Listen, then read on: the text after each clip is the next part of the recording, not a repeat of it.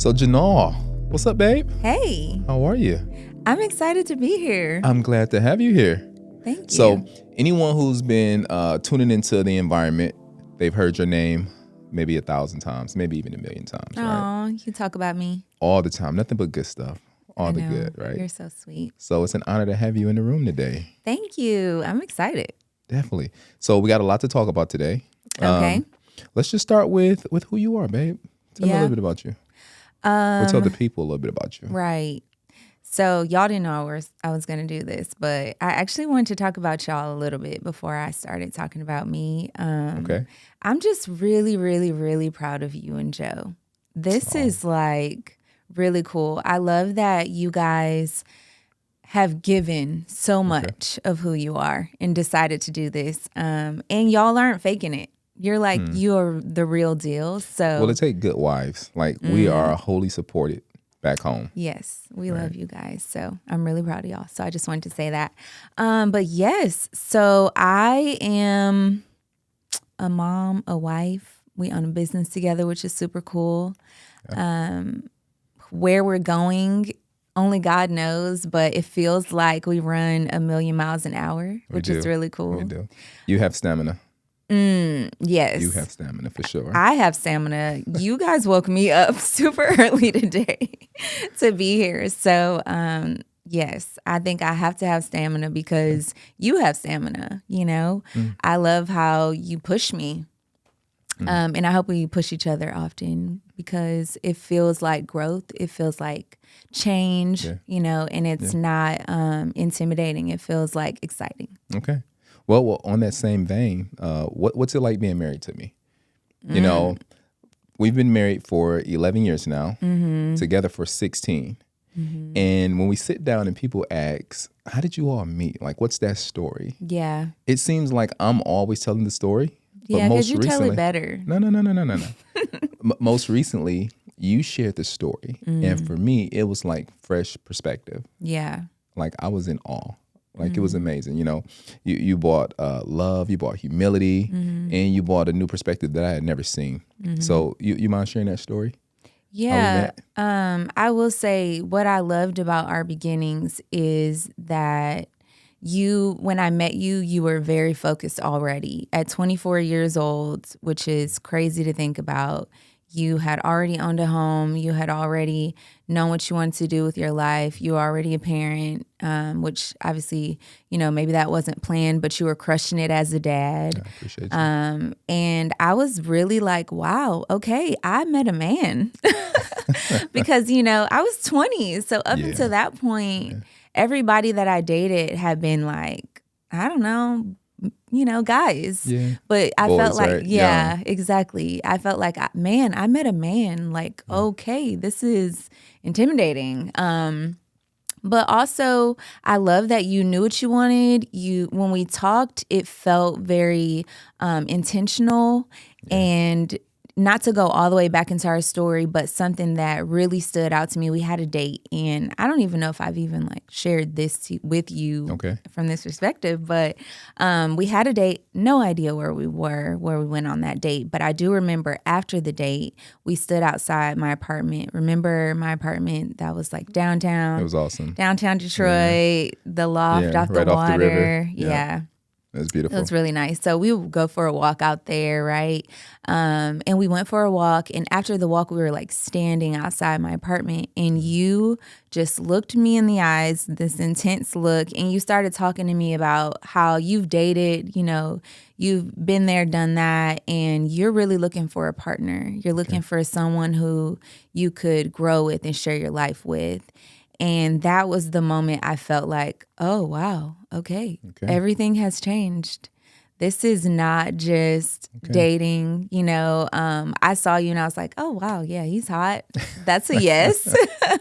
That was literally how I felt. Like, yeah, this is a yes, you know. And I only could see that far, you know, because I didn't see myself as a wife. I didn't see myself as someone who wanted to be a mother. I wasn't the girl that like planned my wedding, like, oh, I know what I'm gonna, wear. I know who my bridesmaids will be. I never thought about that stuff. And that was something that you shared in the beginning as we were dating, right? So I guess it only makes sense for me to let you know, hey, if this is what we're gonna do, this is where I'm headed, Exactly. So either we go this way or we part ways, right? So yeah, you were like, listen, woman, I'm not playing games with you. I'm like, okay, I actually like that. Yeah, and then you did the sweetest thing after we were done talking. Of course, I don't even know what I said because I do remember in my head I was reeling. I was just like, okay, he is serious. I don't know what serious means, but let's see. And you kissed me on the forehead. And I remember going up to my apartment just feeling like, oh, that kiss needs to stay on my head forever. Like I'm officially in love, So yeah, I feel like that was a big pivotal moment in our relationship. It was a turning point. It was a fork in the road of, is this about to be more, or is this just another guy I dated?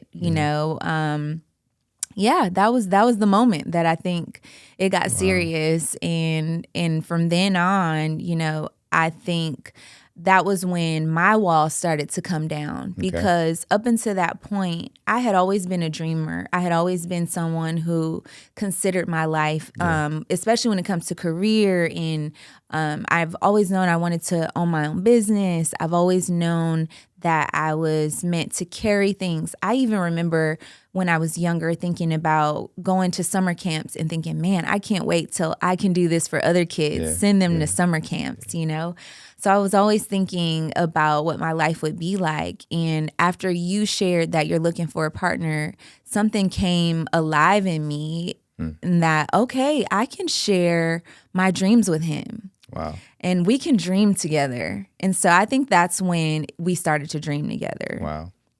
And I have to say that when we first met, I saw you as a dreamer. Like I saw your vision.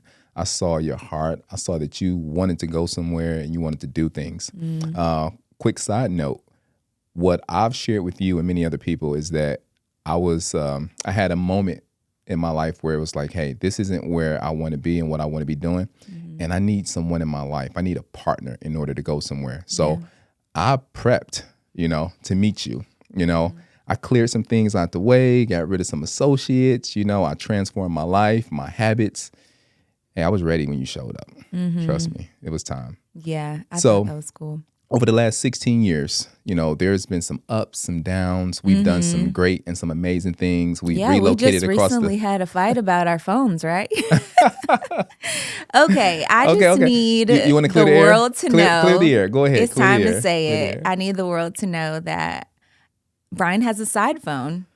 Yeah, a side phone. It's a thing, y'all. It's a thing. We've been an Android family like forever. Like I know.